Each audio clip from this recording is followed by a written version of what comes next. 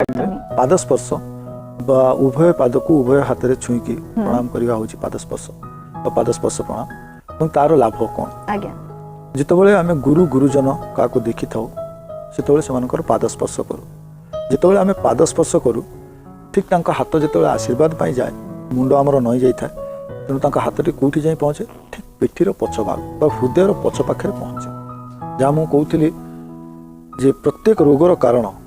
मानसिक कारण साइकोसोमैटिक एवं से साइकोसोमैटिक फंक्शनिंग सेंटर कौटे ठीक back side of the heart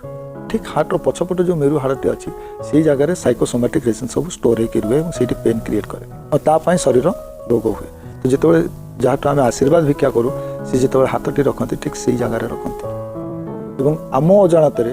आशीर्वाद करुवा व्यक्तिर अजाणत आम रोग दूर हो जाए। द्वितीय जे जहाँ को आम प्रणाम करूँ तार गोटे चुंबकीय शक्ति अच्छी एवं आम जो बेंड होचु आम गोटे सु जो हसु बा अश्व खुराकृति चुंबक जो अच्छी आम सेमती गोटे चुंबकर फॉर्मेशन कर यू सेफ जो आम बेंड करूँ we are creating a U जो आम से यू सेफ करूँ जी बेंड होकर आशीर्वाद करे स्लाइटली बेंड हुए टोटली यू सेफ ना भी it is like you safe bend होकर सी भी टे आगू झुंकी आशीर्वाद कर जो उभय चुंबक पाखे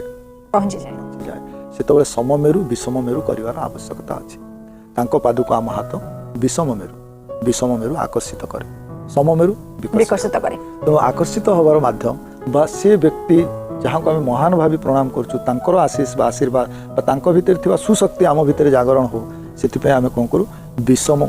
मेरु मिलन करूँ पाखे चुंबकीय शक्ति आम पाक आसे चुंबकर लक्षण होची जे शक्तिशाली सी ताठू कम शक्तिशाली चुंबक को शक्ति वितरण करे जो आम प्रणाम करुचे तो पाद छुई प्रणाम करवा दरकार मथा नत हम